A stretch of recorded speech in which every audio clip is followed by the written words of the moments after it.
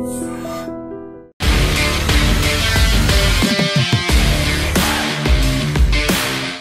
and welcome to the Talking Point with me Swapna. దేశ సరిహద్దుల్ని పటిష్టం చేసుకోవడం, పొరుగు దేశాలతో సంబంధాలు పెంచుకోవడం మీద భారత్ ఇప్పుడు కన్నేసింది.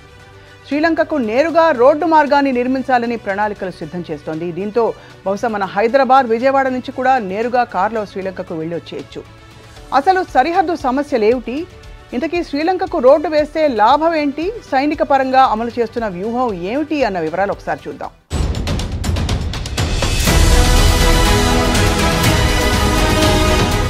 చాలా కాలంగా చైనా భారతదేశానికి దిగువ భాగంలో కుంపటి రాజేసింది.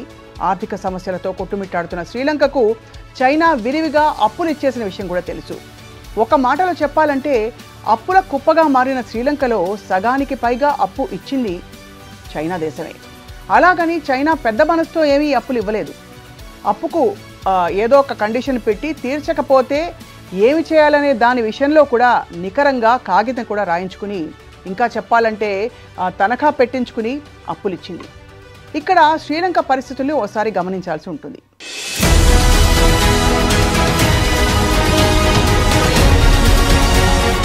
శ్రీలంక చుట్టూతా హిందూ మహాసముద్రం ఉంటుంది, తెలిసిన విషయమే కదా.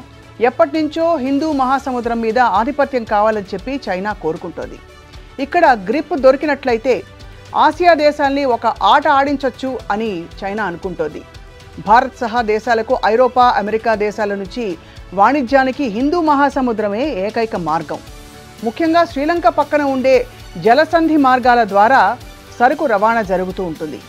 అందుచేత హిందూ మహాసముద్రం మీద ఒకవేళ శ్రీలంక మీద ఆధిపత్యం దొరికినట్లయితే చైనాకు ఒక తిరుగు ఉండదు అన్నది వాళ్ళ క్యాల్కులేషన్. దీన్ని దృష్టిలో పెట్టుకుని చైనా సుదీర్ఘకాలంగా ఒక స్కెచ్ అమలు చేస్తూ వచ్చింది. అప్పుల కుప్పగా మారిన శ్రీలంకకు చైనా ఎడాపెడా అప్పులు ఇచ్చేసింది. దీనికి ప్రతిగా శ్రీలంక దక్షిణ భాగంలోని హంబన్ తోట అనే ఓడరేవుని తనఖా పెట్టుకుంది కూడా.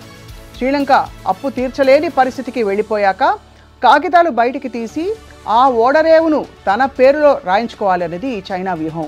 అంతేకాకుండా అక్కడ చుట్టుపక్కల ఆయిల్ రిఫైనరీలు కూడా నిర్మించి శ్రీలంకకు సహాయం చేస్తున్నట్టు మాట ఇచ్చింది. కానీ ఇక్కడ కూడా ఇంకొక లొసుగుందనమాట. ఓడరేవుని దక్కించుకున్న చైనాకు అక్కడ చమురు నిల్వలు చాలా అవసరం. ఇప్పుడు దర్జాగా శ్రీలంక దక్షిణ భాగంలో చైనా పాగా వేసుకుని కూర్చున్న విషయం కూడా చూస్తున్నాం మనం. నెమ్మదిగా హిందూ మహాసముద్రం మీద ఆధిపత్యాన్ని దాని మీద గుప్పిట బిగుస్తోందనమాట. సో శ్రీలంకను గుప్పిట్లో పెట్టుకున్న తర్వాత బంగ్లాదేశ్, మియన్మార్లను కూడా చైనా నెమ్మదిగా అధీనంలోకి తెచ్చుకుంటుంది. అంతిమంగా భారత్కు చెక్కు పెట్టేందుకు చైనా తీవ్రంగా ప్రయత్నిస్తోంది అన్నది ఇక్కడ విషయం. ఒక రకంగా చెప్పాలంటే భారతదేశానికి రౌండప్ చేసుకుంటూ చైనా ముందుకు వస్తున్న పరిస్థితి మనం చూస్తున్నాం. దీన్ని గమనించిన భారతదేశం కూడా ఇప్పటికే కొన్ని చర్యలు చేపట్టింది. కేంద్రంలో గత 10 ఏళ్లుగా ఎన్డీఏ ప్రభుత్వం అధికారాన్ని నిర్వహిస్తున్న విషయం చూస్తున్నాం. అంతకుముందు ఉంటే తెలుసు కదా, కాంగ్రెస్ ప్రభుత్వం కొంతమేర సోషలిస్ట్ విధానాలు కలిగి ఉండేది. అందుచేత అప్పటి ప్రభుత్వంతో చైనా కొంతమేర సానుకూలత చూపించేది. కానీ బీజేపీ నాయకత్వంలోని ఎన్డీఏ ప్రభుత్వం ఈ వైఖరికి పూర్తిగా విరుద్ధం.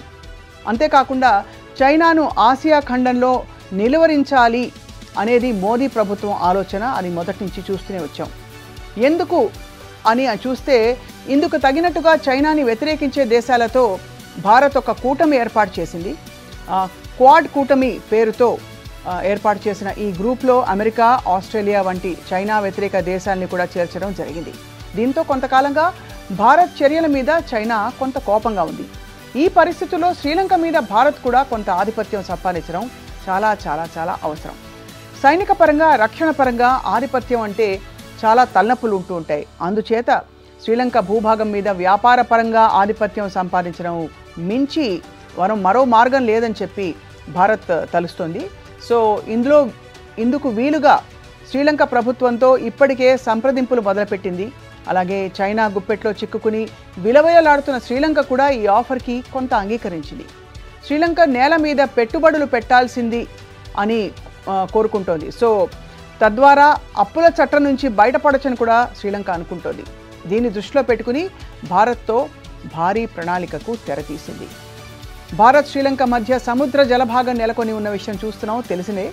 అందుచేత విమానాల్లో మాత్రమే శ్రీలంక వెళ్ళడానికి వీలవుతుంది. కానీ పురాణాల్లో చెప్పినట్టుగా భారత్ శ్రీలంక మధ్య రామసేతు పేరుతో ఒక నిర్మాణం జరిగి ఉంది.